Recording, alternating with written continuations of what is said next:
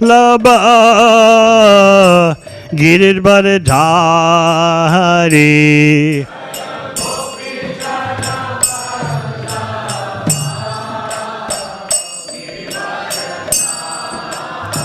Yashoda Nandana Braja Janaranjana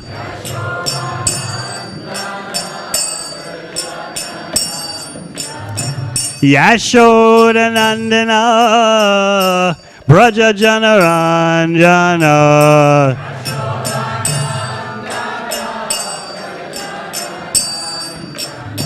Jamuna Tira Vanachari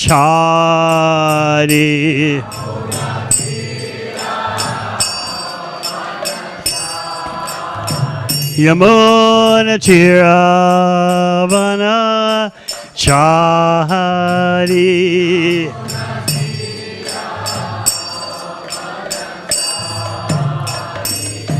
Jai Radha Madhava Kunja Bihari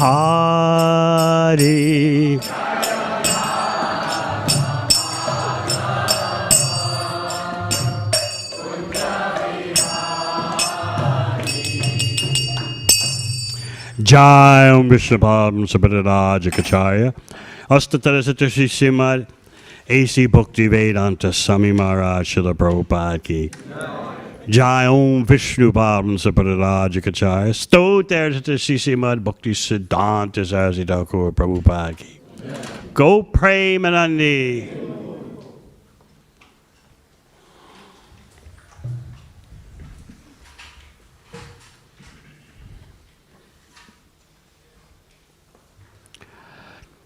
Om Namo Bhagavate Vasudevaya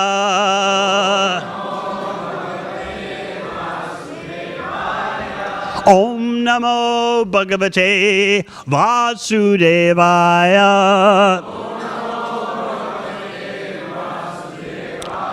Om Namo Bhagavate Vasudevaya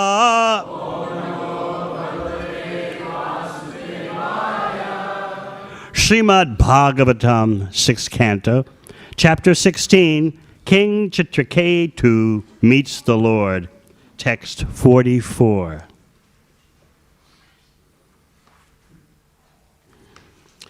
Nehi Bhagavan Gattitam Idam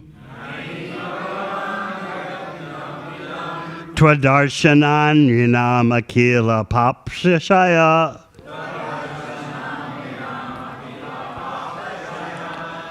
Yanama so krich trabanat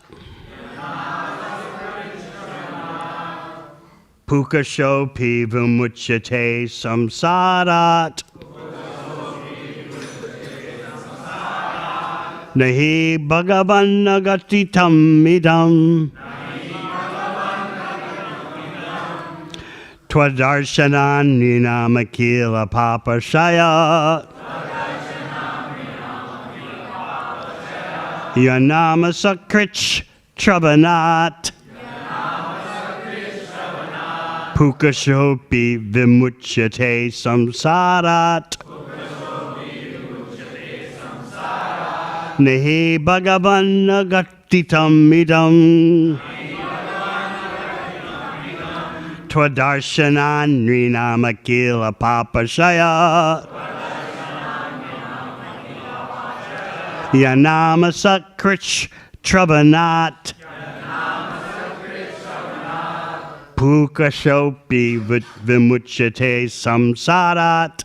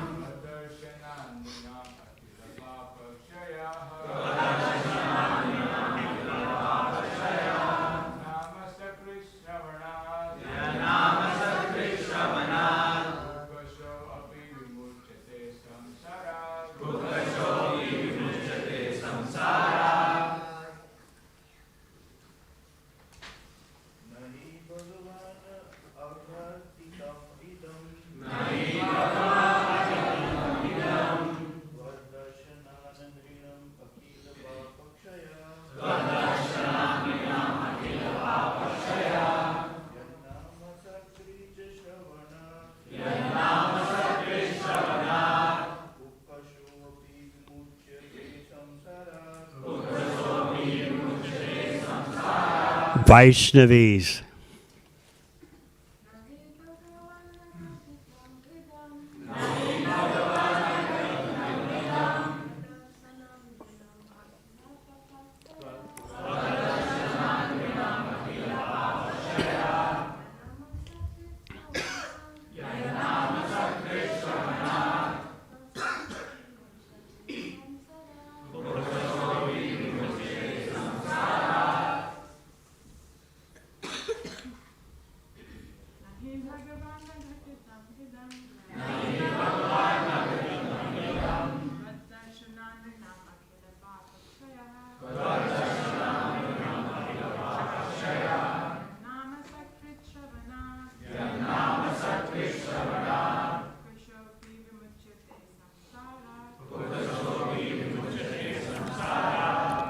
Na, not, he, indeed.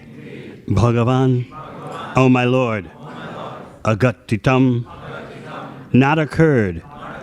Idam, this, twat, of you. Darshanat, by seeing. Nrinam, of all human beings. Akila, all. Papa, of sins. Chaya, annihilation. Yat nama, whose name. Sakrit, only once. Shravanat, by hearing. Pukasha, the lowest class. The Chandala. Api, also. Vimuchyate, is delivered. Samsarat, from the entanglement of material existence. My Lord, it is not impossible for one to be immediately freed from all material contamination by seeing you. Not to speak of seeing you personally, merely by hearing the holy name of your Lordship only once. Even Chandalas, men of the lowest class, are freed from all material contamination. Under the circumstances, who will not be freed from material contamination simply by seeing you? Purport. As stated in the Śrīmad Bhāgavatam, Yanama Shruti Matrena Puman Bhavati Nirmala. Simply by hearing the holy name of the Lord, one is immediately purified. Therefore, in this age of Kali, when all people are very contaminated, the chanting of the holy name of the Lord is recommended as the only means of improvement. Hare Nama, Hare Nama, Hare Namaiva Kevalam, Kalo Nasteva, Nasteva, Gatir Anyata. In this age of quarrel and hypocrisy, the only means of deliverance is the chanting of the holy name of the Lord. There is no other way. There's no other way. There's no other way.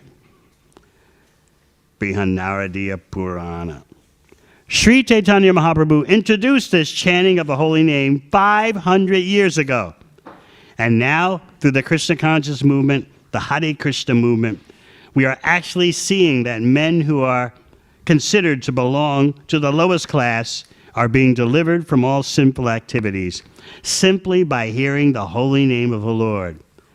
Samsara, material existence, is a result of sinful actions. Everyone in this material world is condemned. Yet there are different grades of prisoners. Yet as there are different grades of prisoners, there are different grades of men. All of them, in all statuses of life, are suffering. To stop the suffering of material existence, one must take to the Hare Krishna movement of Sankirtana, or Krishna conscious life. Herein it is said, Yanama Sakrich Travanat. The holy name of the Supreme Personality of God, it is so powerful that if once heard without offenses, it can purify the lowest of men. Kirata Hunandra Pulinda Pokasha.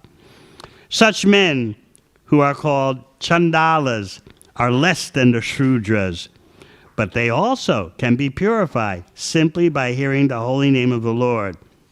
not to speak of personally seeing the Lord. From our present position, the Supreme Personality of Godhead can be personally seen as the deity in the temple. The deity of the Lord is not different from the Supreme Lord. Because we cannot see the Supreme Lord with our present blunt eyes, the Lord has kindly consented to come before us in a form we can see. Therefore, the deity in the temple should not be considered material. By offering food to the deity and by decorating and serving the deity, one gets the same result that one derives from serving the Lord personally in Vaikuntha. Translation again. My Lord, it is not impossible for one to be immediately freed from all material contamination by seeing you. Not to speak of seeing you personally, merely by hearing the holy name of your lordship only once. Even chandalas, men of the lowest class, are freed from all material contamination.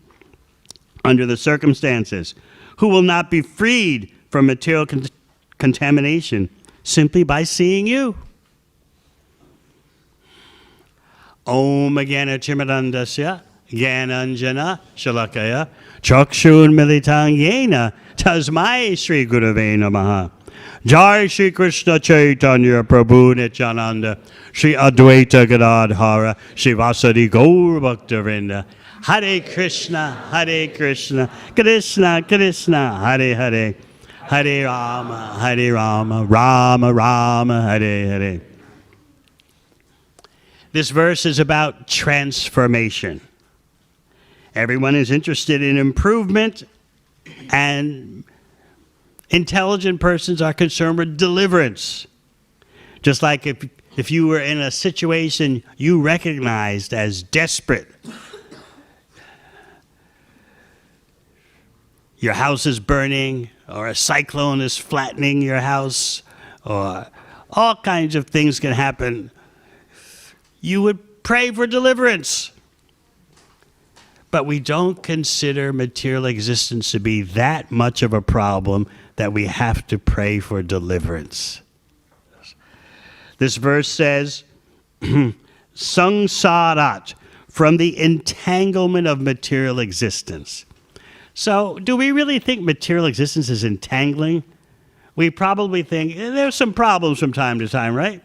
There's some dissatisfactions, there's some quarreling, but basically things are okay for me right now. Our vision is so limited. It takes someone like Srila Prabhupada to open our eyes, because our eyes are forced shut. Like the bird, the owl. It can't stand the daylight. It closes its eyes and sleeps during the day and wakes up at night. This is the Kali Yuga standard for progress. Keep your eyes closed to real wisdom and wake up in the darkness of sense gratification and economic development, which is necessary to push on to sense gratification. So our first problem is that we don't understand the entanglement of material existence. It's like walking in tar. I don't know if you've ever walked on a pavement or a road which has been just tarred with asphalt and with that black stuff, and it sticks to the bottom of your shoes. It's really annoying. It's really hard work to get rid of it. Material existence is worse than that. It's like every step you take, your whole body becomes covered with tar. And you try to ignore it, you try to clean it. The more you try, the worse it gets. But we don't see that, and therefore hearing is so important. By hearing, we can start to understand Maya. But directly with your intelligence, directly with your eyesight, you can't understand Maya. I wonder how many of you really tried to figure out, what is binding me? What has entrapped me? How many of you have tried to understand why the illusion looks so good? Right? It's so promising, isn't it? make money for pleasing your senses, be happy and secure with bodily relations, grow old gracefully, and then die in your sleep peacefully. That's what we think it's all about. But how did this chapter start? King Chitraketu's lamentation. Finally, he gets a son. After so much effort, so much disappointment, he gets a son. And the wife of his countless wives, the one who happened to give birth to the son, naturally became his favorite. And then the other wives became envious. Oh, she's getting all the attention. And so, as you know, they poisoned the child out of envy toward their co-wife. So, you can't imagine the ocean of lamentation that covered not only the king's family, but his whole kingdom. He was a beloved king, so everyone was so happy when he finally had a son. And now the son is dead. And you remember in the preceding chapter how both the king and his queen who had given birth to the child, they just collapsed on the floor, drowning in agony. I don't know if you've ever hit an obstacle or situation in life so devastating that you just collapse on the floor. Oh. The king and queen were practically unconscious with grief. Such situations are what material existence hands to us. Yet we quickly forget that. We try to overlook it. So during this extraordinary lamentation, Angira Rishi returns. Remember? It was Angira Rishi who gave the benediction to Chitraketu. You'll have a son. And Chitraketu was so happy to hear that. He didn't remember the other part that Angira Rishi said. And the son will be Harsha Shoka. He'll cause you both jubilation and lamentation. So this is how we live material life. We don't want to see the whole picture. What was Chitraketu thinking, as Prabhupada explains? Oh, the sages have said, my son will be Harsha Shoka, cause of jubilation and lamentation. I know what that means. We'll have a happy family, and the son will be a bit spoiled, so sometimes we'll feel annoyed, but that's all. Nothing major. He had no idea what he was in store for. And that's the way we live material life. We actually don't have an idea what we're in store for. We're little kids, like these ones here, innocent and sweet, and then the teenage years come. We try to figure out who we are. And then your 20s, 30s, and 40s, you try not to lose what you think you are. And then in between all those gaps, you're wondering, do I really know who I am? Do I really know who I think I am? So it's constant bewilderment. But we consider that just to be the background, right? What's in the foreground? Making the money, economic affairs, in order to have quality sense gratification in a nice bodily setting. And we're always promising ourselves, it's going to get better. It's going to get better. Things will get better. If we just stick to the process of material expansion, it'll be better. More children, bigger house, more money. Material existence is inconceivably expert at promising so much because we want fulfillment. We want satisfaction.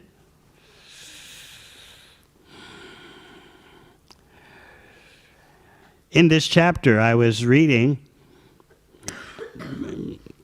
a definition of kama, desire. Either it was by Srila Prabhupada or Vishwanath Chakravarti Thakur, I don't remember which one. And kama is defined as desire that will never be fulfilled.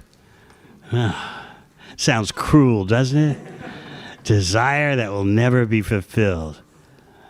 I've explained so many times, and you remember, I hope. We think that because I have desire, that means the desire must be fulfilled. Otherwise, why would I have desire? Sometimes we even think, God gave us these desires, therefore God should give us the fulfillment. But to realize the power of Maya, that we're dealing with material desires that will never be fulfilled. Not in this lifetime, not in the next lifetime, no matter what species of life, what planet we take birth on or in, it's not going to happen. So how many births does it take to realize that?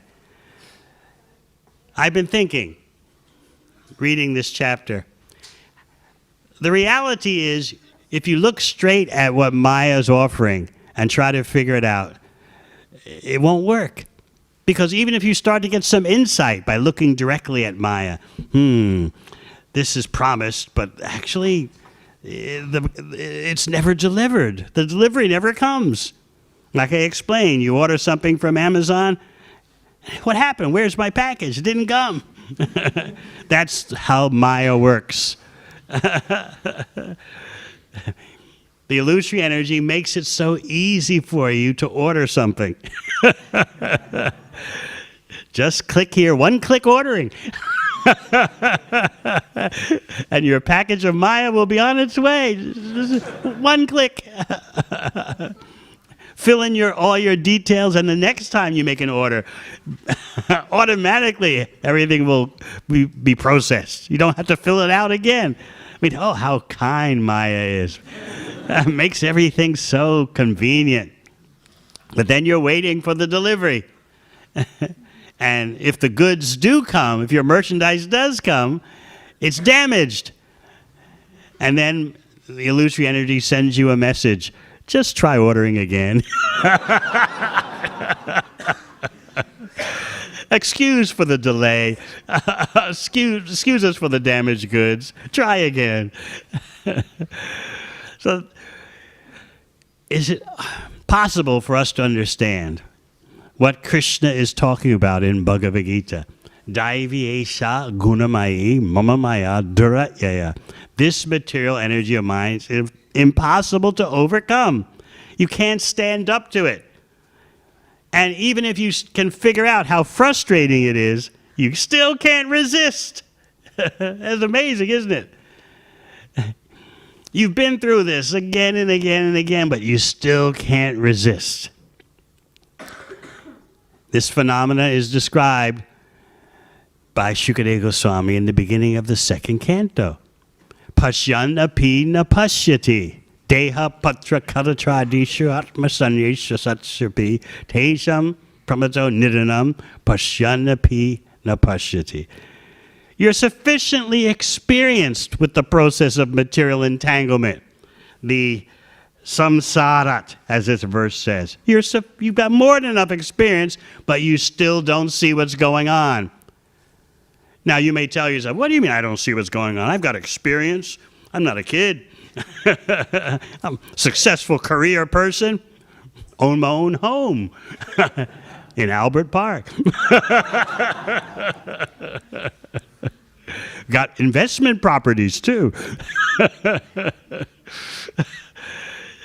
Still, as Śrīmad Goswami says, we don't see, in spite of our experience. What's the proof that we don't see? We make the same mistake again and again. We fall for the illusion again and again. And it's the same old illusion. And then you hit yourself on the head. Why did I do that? What was I thinking? This is why it's Krishna says, Gunamai, it's my illusion. And you won't get over it until you do things his way. You can't take Maya head on and, okay, I'm going to wrestle with you. I'm going to come out on top. I've got business skills. I've got a good inheritance from my parents. I've got PR. I'm ready.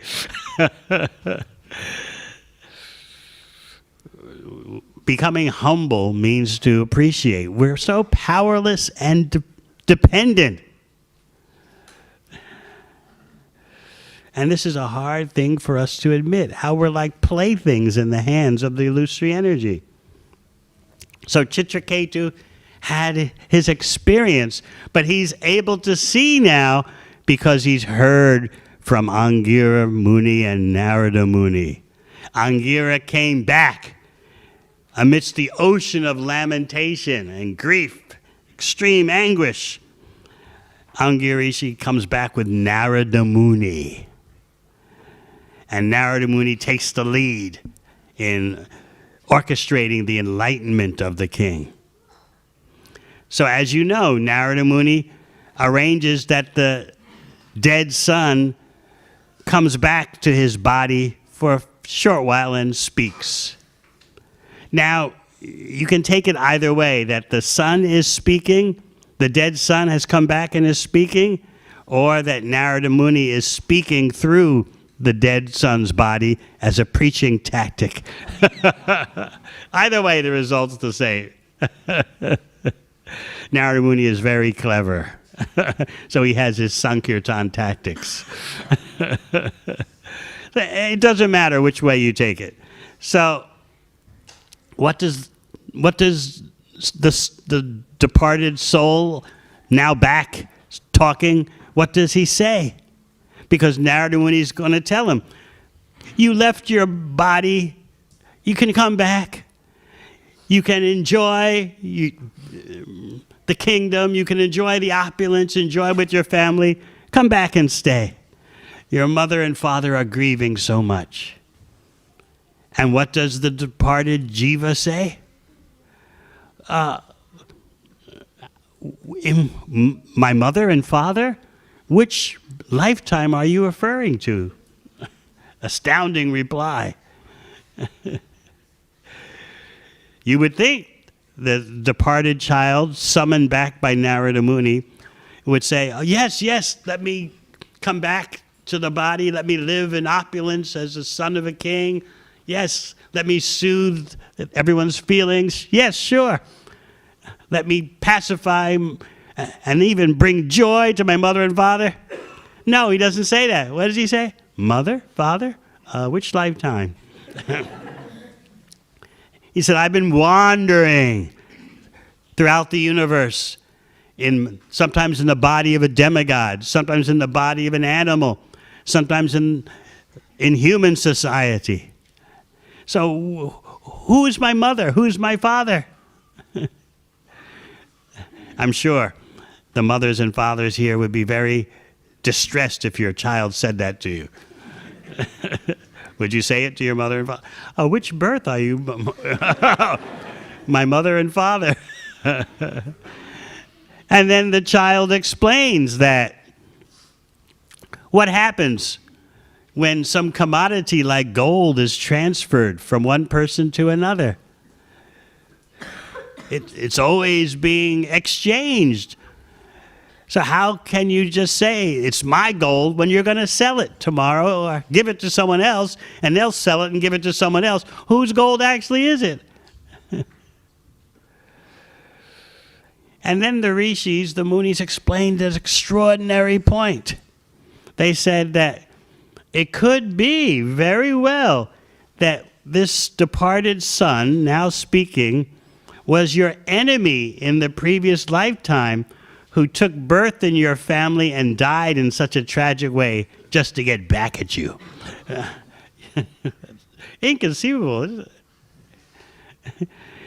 So the Bhagavatam makes the point that when you look at your existence over many lifetimes, one person, the same jiva that you encountered in one lifetime as your friend, in the next lifetime could be your enemy, in the next lifetime indifferent. On and on it goes. And could even take birth in your family just to give you pain because you did something to him or her in the previous birth. So we don't see the whole picture. And it's not the job of illusory energy to let you see the whole picture. Even what we do see of Maya is so bewildering. But Chitraketu has taken shelter of Angira Muni and Narada Muni, and therefore such a transformation has come upon him. Real improvement. And this is what we all truly want, is improvement, transformation. That's why we've taken to bhakti. All those who have taken to bhakti want some kind of transformation. So now we hear that Chitraketu, in following the instructions of Narada Muni, in taking the mantra that Narada Muni gave him, was able to see Lord Sankarshan, Anantadev, in just 7 days. So we may think, well, why hasn't that happened to me? But actually, as the Shastra explains, our life is so short. We think we're going to be around for a long time. As Prahlad Maharaj explains, half our life is wasted by sleeping practically and other bodily affairs. We don't have much time at all. So let's not be envious of Chitraketu. Oh, well, he saw Lord Sankarshan after 1 week because of his mantra chanting. What about us? We've been chanting Hare Krishna for 5 whole years. What have we seen? And then we hear about the deity. As the purport tells us, from our present position, the Supreme Personality Godhead can be personally seen as the deity in the temple. The deity of the Lord is not different from the Supreme Lord. Because we cannot see the Supreme Lord with our present blunt eyes, the Lord has kindly consented to come before us in a form we can see. Therefore, the deity in the temple should not be considered material. By offering food to the deity and by decorating and serving the deity, one gets the same result that one derives from serving the Lord personally in Vaikuntha. What do you think about that? Exaggeration, huh? This is the peak potential of the bhakti process. Why are you resistant against hearing the peak potential? Just because for you it takes a little longer. For you in your short lifespan. If you're a woman, on the average you live a bit longer. Still, it's a very short time. And you can shape this lifetime so that you will see the Supreme Personality of Godhead as the deity, as the holy name. And if you dedicate your life to Krishna's service, at the time of your giving up the body, even your mind and body may be so disturbed that you're not thinking of Krishna, but Krishna, out of reciprocation with all your service, will force himself into your mind. So it's enlivening. It makes us enthusiastic to hear about the peak potential. As Chitraketu is saying in this prayer, "My Lord, it is not impossible for one to be immediately freed from all material contamination by seeing you. Not to speak of seeing you personally, merely by hearing the holy name of your Lordship only once." Now you're saying, well, what happens? We're chanting many times, and we haven't had a response like Chitraketu's having. Only once means without offense. So a huge portion of our bhakti life is about pursuing offenseless chanting. Because it's true. Just a glimpse of pure chanting, and we're freed from material existence. So day after day, year after year, we're pursuing offenseless chanting. using our short lifetime in that way. By performing selfless devotional service, our chanting gets better, and by our chanting getting better, our devotional service becomes more selfless. So each feeds into the other like a loop. Still, we have resistance about hearing of these peak performers. You'll find descriptions of such peak performers in Nectar of Devotion, and now you hear about Chitraketu seeing Lord Sankarshan after 1 week of chanting his mantra given by Narada Muni. So sometimes you get discouraged. Well, this is not happening to me. But those accounts, those histories, are meant to encourage you, not discourage you. They're showing you what is the peak possibility. That motivates you. Not that Krishna will neglect you just because you're not of the stature of Chitraketu. Still, by hearing of the peak performers, you should become more determined and enthusiastic. Just like what? In the business world, when you hear about some business magnate making billions of dollars, what do you say? I don't want to hear that. What's that got to do with me? No, you're curious. Let me become inspired by how this person is building his business empire. Or some sports star. Next month, you know what's going on. You won't admit it, but you know all the stars, right? And you're interested in them. And what are they going to do?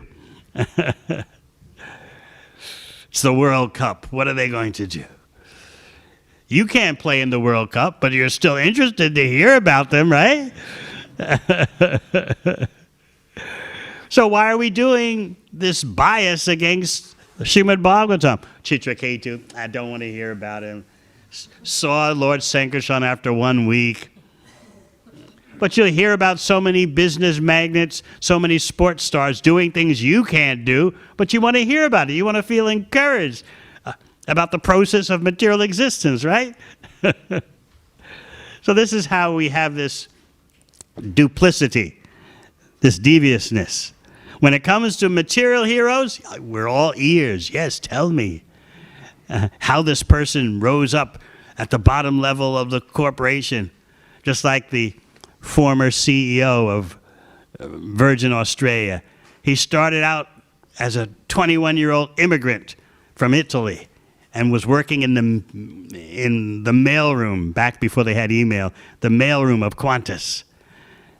And then he rose up through the ranks. And then when he was in his 60s, he became the CEO of Virgin Australia. So you hear about that and wow, yeah. You feel enlivened, right? It's possible. It can be done. May take a few decades, but we can do it. But then you hear about Chitraketu. Why does the Bhagavatam even bother to tell us these things? It's so far beyond us. But just by hearing about Chitraketu, we become purified. Just by hearing about some business superhero or cricket superhero, it doesn't improve your abilities. But by hearing about Chitraketu in the Bhagavatam, your spiritual life becomes purified and you're attracting the attention of Krishna by hearing about such great devotees. So again, we want transformation. Certainly, Chitraketu's transformation is phenomenal. We have to look at the opportunity we have for real improvement. And as we read in the purport, therefore, in this age of Kali, when all people are very contaminated, do we really feel very contaminated? Nah, it's not that bad, right? We have a few illusions. Everyone does, right? You know, got some things to work out, you know. But very contaminated? No. We don't understand the power of Maya. Just what that departed child was telling his mother and father. I'm a transient. I'm not stuck to one family, one mother or father. Actually, as spirit soul, he tells them, I've got no friends, no family, no enemies. I'm the spirit soul, neutral to all these material designations. How would parents like it if their children tell you that? I've got no mother, I've got no father, I got no friends, I got no enemies. You would be, don't talk like that. That's only in the Bhagavatam. It doesn't apply to real life.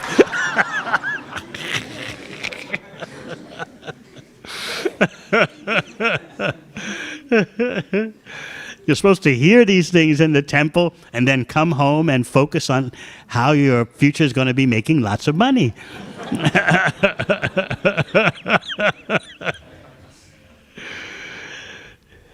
So Chitraketu has had such a powerful experience arranged by the most powerful Bhakta, Narada Muni. And he's explaining, it's not impossible for these things to happen. What happened to me is not impossible. Someone very contaminated just by seeing you. Why just by seeing you? Just by hearing the holy name once can be freed from all material contamination. So with our very short life, this is what we're striving for. Don't hold it against Chitraketu that it took him 1 week. So what if it takes you a lifetime? How long is your lifetime? We don't feel how the time factor is just sweeping us away. The Shastra explains that time is like a river, and the waves of the river are carrying various logs, and sometimes the waves of the river bring the logs together, and sometimes the waves separate the logs. So when the logs or pieces of wood are brought together, this is a family.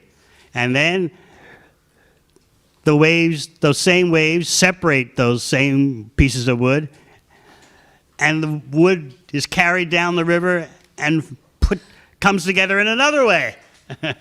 So you have to see the whole process of material existence. And that takes wisdom. And because you're chanting Hare Krishna and engaging in devotional service, applying the wisdom, you get realization. But just to try to learn from Maya by experience, you'll never come out of it.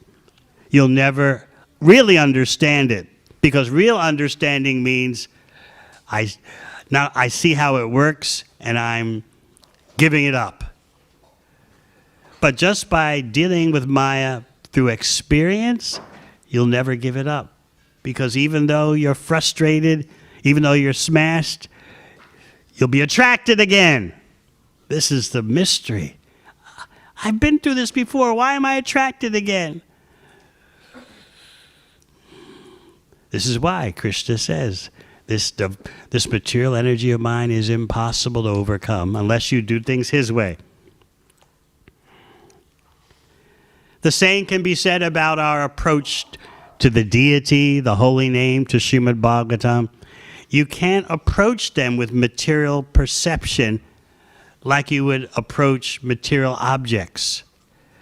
You approach them with a bhakti attitude, praying for the Lord to reveal himself through the name, through the Bhagavatam, through the deity.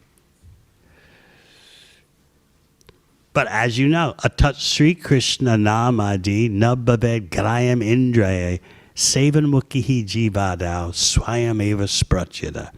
You can't approach the name, form, qualities, and pastimes of Krishna just like you're approaching some material object for understanding, for comprehension.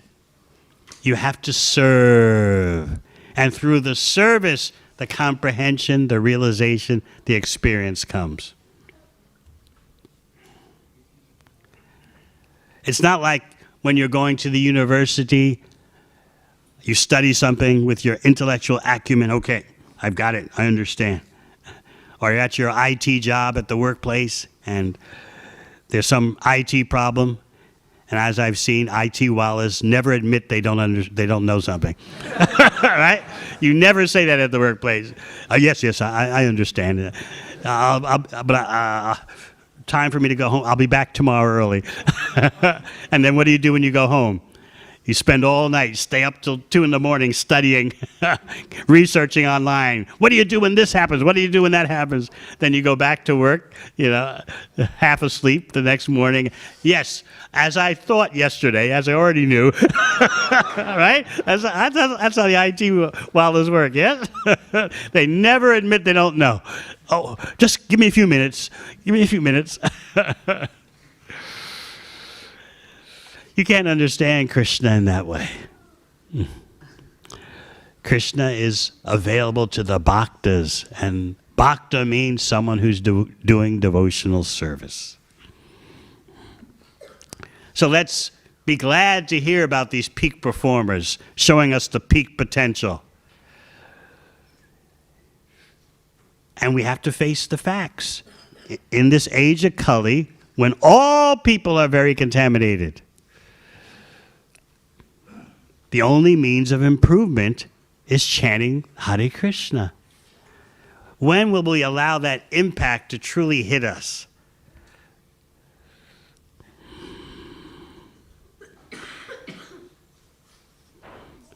This is the core of the Krishna conscious society. Chanting Hare Krishna, hearing about Krishna, discussing Krishna in the association of devotees. That's how we improve. And of course, the more we hear about Krishna, the more we want to give Krishna to others. That is the test that we're really hearing. The hearing about Krishna makes you compassionate and generous. Let me give, let me give, let me give. My life is meant for Krishna's service.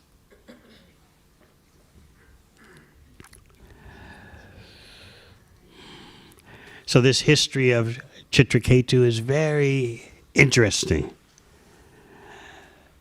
And we can learn so much from his situation and easily apply it to our life. We can think, how are we going to best use this short life? Yes, we have to do family affairs if you have one. Yes, you have to maintain the family, but is that the main thing in life? This is the question you have to ask yourself. What is the central purpose of my life? What's the core? It's not that devotional service is on the periphery, a side thing. Devotional service is the central core. And it's the reason why we're maintaining a household, why we're maintaining a career, because devotional service is at the core.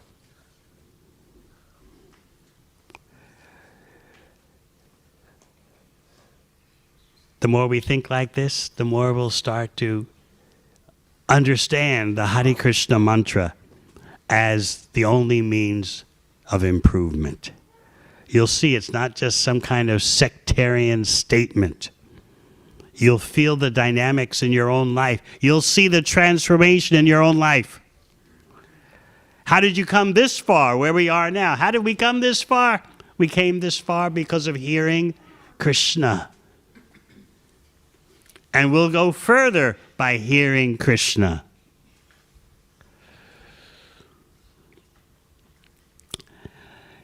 Thank you very much, Hare Krishna. Any questions? Yes. Hare Krishna Maharaj, how to deal with the frustration which comes while pursuing the spiritual goals? Frustration from what? While pursuing the spiritual goal, or while being on the spiritual path. Yes. What kind of frustration? Is that not able to progress as fast as I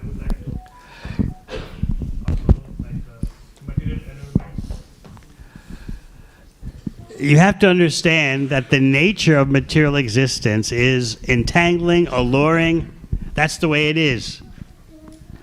You're in a sticky situation. But you can improve and transform in this sticky situation by taking proper shelter of the bhakti process. The material existence is problematic. Now the question is, how are we going to respond to the problematic nature of material existence? But it is problematic. Look at Chitraketu. Look what happened to him. He finally got a son, and then his co-wives got envious of the wife who had the son and poisoned the infant.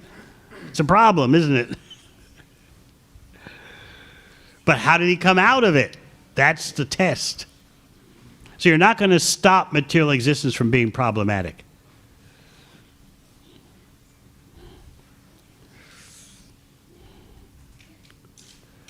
It's like, what can you do about the bushfires, the floods?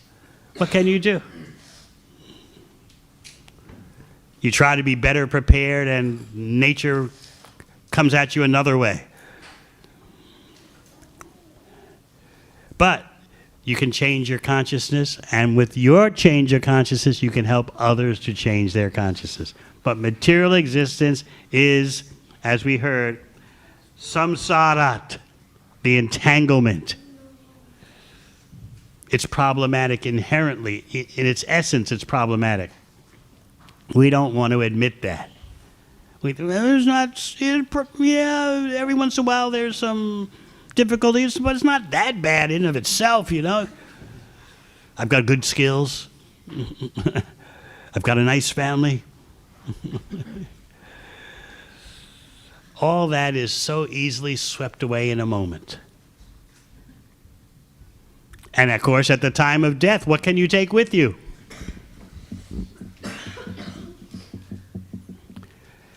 So this kind of knowledge that the departed child spoke to Chitraketu, and what Angira Rishi and Narada Muni are going to tell him, this is called Mahavidya, the greatest knowledge. And Chitraketu heard. It just wasn't in one ear and out the other. Even the co-wives who poisoned the child, they heard. And they were very ashamed, and they performed prayashtita, atonement, under the direction of the brahmanas. Anything else? Yes. There is, like, we have so many services we do, and so what I understand is that Start from the beginning with the microphone, please. we do so many services in the temple or at home. So there are so many kinds of services which Prabhupada has like given us as a chance to do the service. But what I learned from this lecture is that hearing and chanting is the fastest way for our deliverance. Hearing and chanting is the foundation. When you hear the Hare Krishna mantra and chant it, what is it about? You're asking, oh Krishna, please engage me in your service. You're appealing to Krishna's internal potency, of which Srimati Radharani is she's the chief of the internal potency. You're appealing. For so long I've served Maya. Please engage me in your devotional service. So the hearing and chanting leads to engagement in devotional service.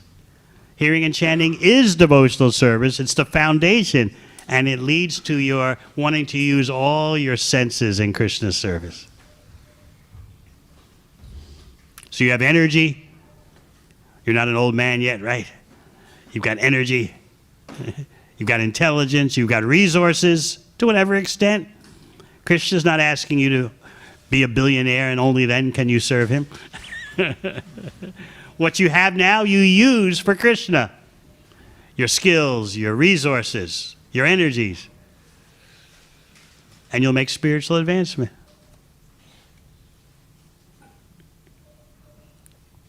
Anything else? Yes.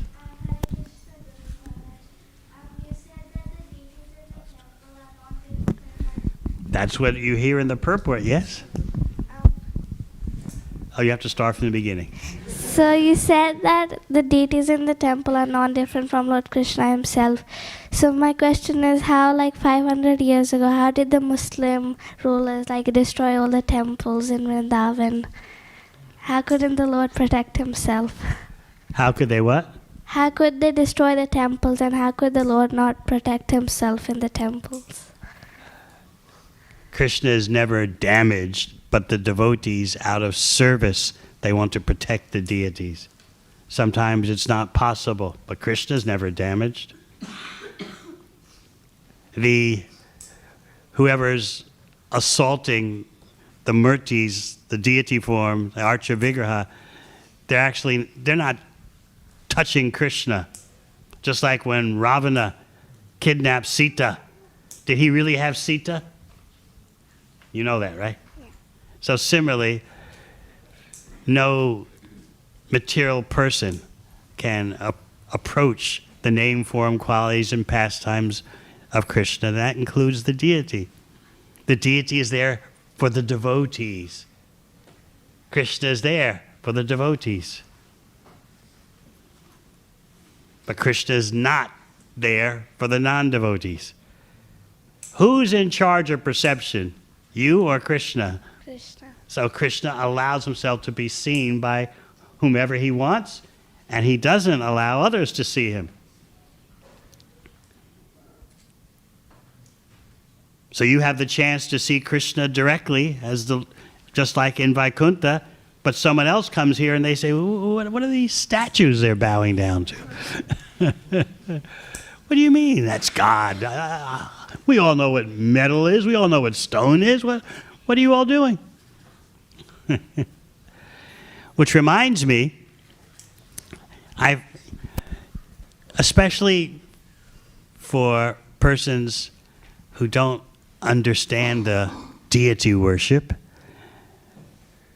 and that can be anyone these days, whether you're born in India or not, the deities are kind of a mystery.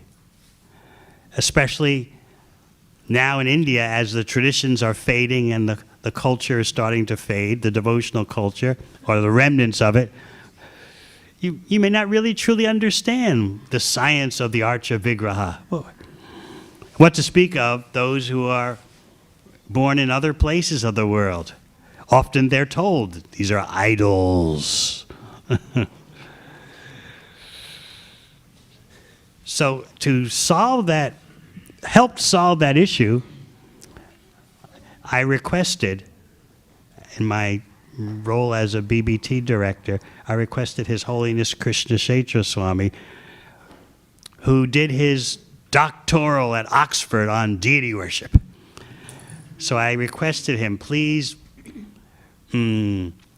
transform that doctoral paper into something a layperson can understand and explain deity worship.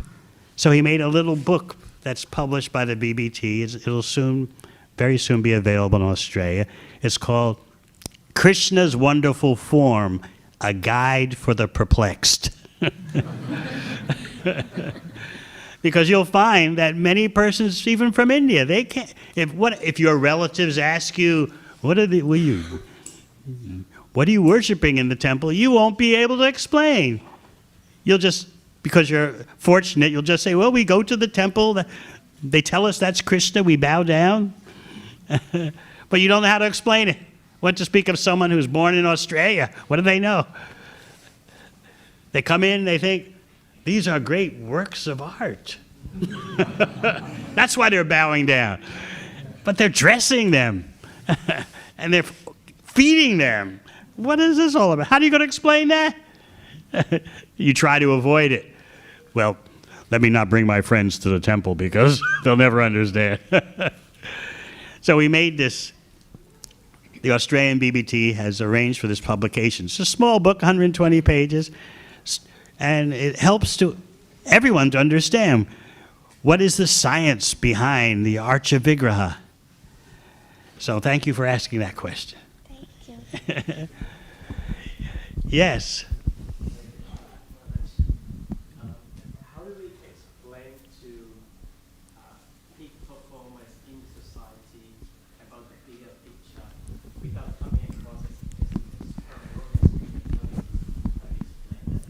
Bhakti is not about pessimism. He's asking, in case you didn't hear, how do you explain to peak performers about what? About the bigger picture of About the material world. bigger picture of the material world. You mean the reality of the material world. Without coming across as a pessimist. Without coming across as a pessimist. Why is realism pessimism? Because they don't say it the way it is. If what? Because they don't say it the way it's explained in the Shastras. It takes time to present such a message. Look what Angira Rishi did to Chitraketu. What happened when Angira Rishi first saw Chitraketu? What happened? The king was so absorbed, I just want a son, I just want a son. He couldn't hear anything else. So Angira Rishi said, okay, you have my blessings. You'll have a son, but he's Harsha Shoka. Jubilation, lamentation. Chitraketu thought, son is better than none. Lamentation means he'll probably be a spoiled brat, but we can handle that because we'll have a son. Then the son died. As you know, poisoned by the co-wives. So then Angira Muni comes back with Narada Muni and says, we could have given you this Mahavidya on the first visit, but you were so attached to having a son.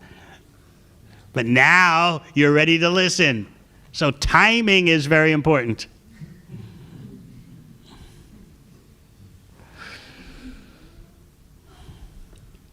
Anything else?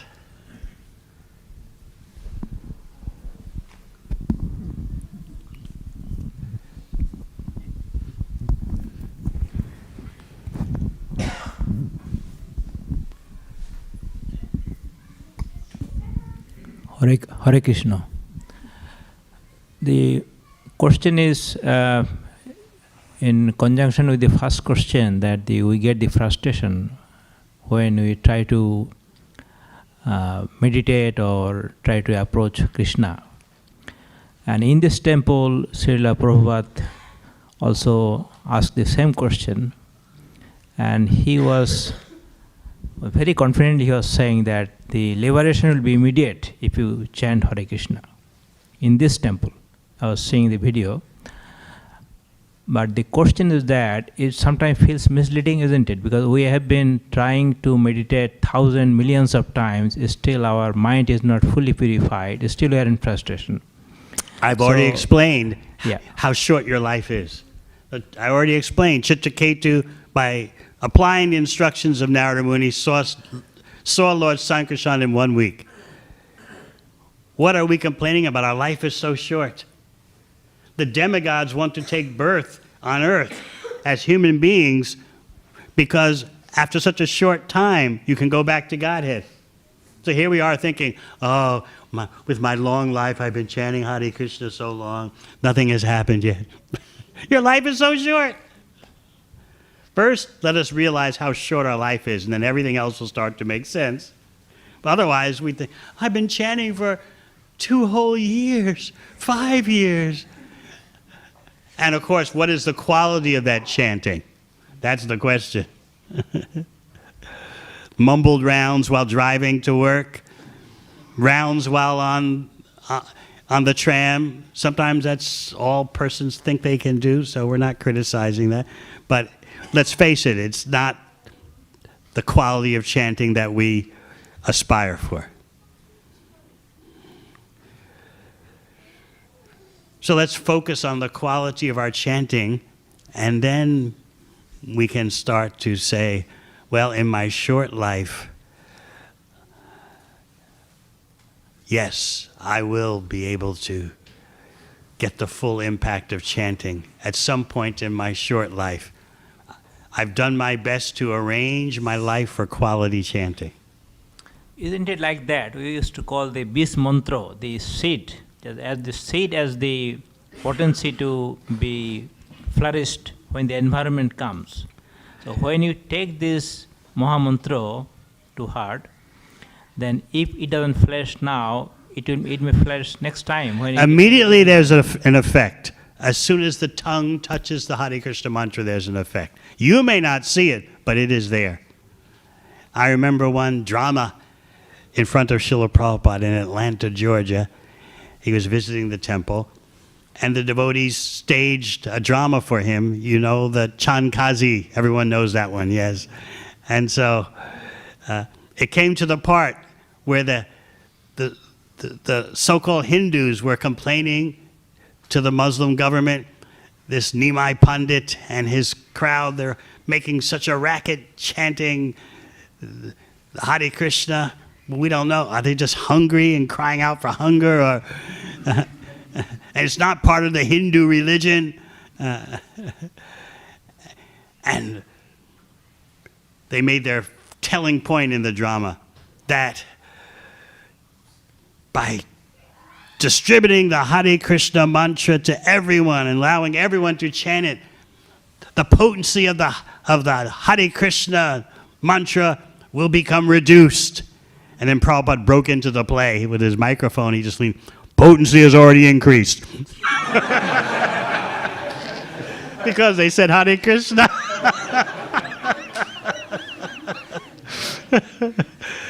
We don't see this. The actors playing the role of the protesting Hindus were saying the Hare Krishna mantra's potency will be reduced. Prabhupada heard that, oh, they said Hare Krishna, potency has already increased. This is all beyond the range of our senses. So please think of that. All right. Thank you very much. Glory to Srila Prabhupada.